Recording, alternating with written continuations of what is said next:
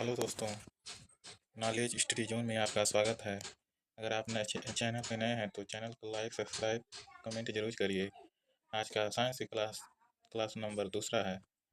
आज टॉपिक है ब्लड यानी रक्त।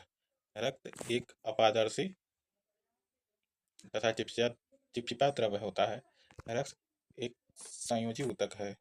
रक्त किसी स्वस्थ व्यक्ति में रक्त की मात्रा जो होती है 5 से 6 लीटर होती है।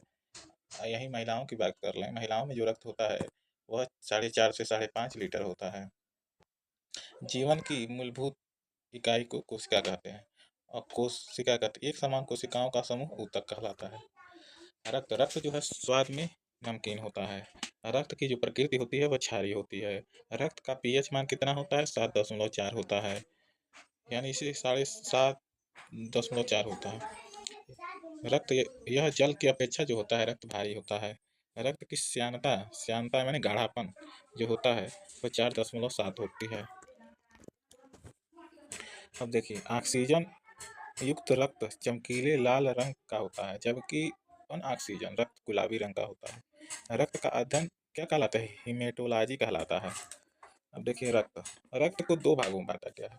एक होता है प्लाज्मा, दूसरा होता है रक्त कोशिका या कणिका। तो प्लाज्मा अगर प्रतिशत की बात करें, रक्त ब्लड जो है 100% में प्लाज्मा जो होता है उसमें 55 से 60% होता है, और रक्त कोशिका या कणिका जो होती है ब्लड से वो 40 से 45%। अब देखिए, प्लाज्मा प्लाज्मा में जो जल होता है वो 90% होता है। प्रोटीन होता है 6 से 8%। प्लाज्मा में पाए जाने वाले जो प्रोटीन है जैसे प्रोथाम्बिन होते हैं, फाइब्रिनोजेन है, एल्ब्यूमिन है तथा ग्लोब्यूलिन है तथा 2.4% अन्य पदार्थ होता है। अपचित भोजन, लवण और खनिज और विषैले पदार्थ। यूरिया विषैले पदार्थ में यूरिया जैसे CO2, कार्बन डाइऑक्साइड।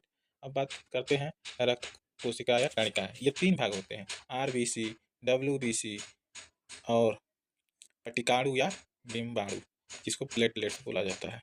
अब रक्त कोशिका, इसको अगर 100% माने तो इसमें अगर बांटा जाए प्रतिशत में RBC, WBC और प्लेटलेट्स, तो सबसे ज़्यादा संख्या होता है RBC की, जिसको बोलते हैं रेड ब्लड सेल यानी लाल रक्त कोशिका, जो 40 से 45% होता है।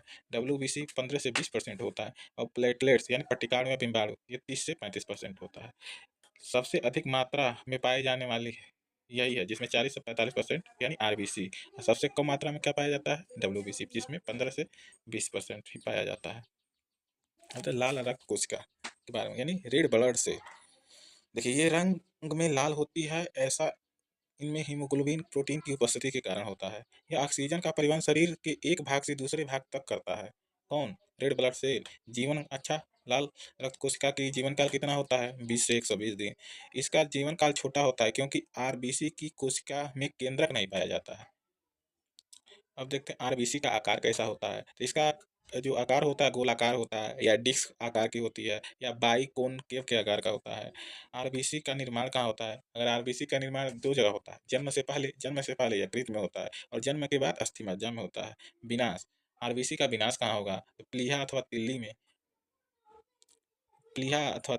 प्लीहा को मानव शरीर का रुधिर बैंक भी कहा जाता है।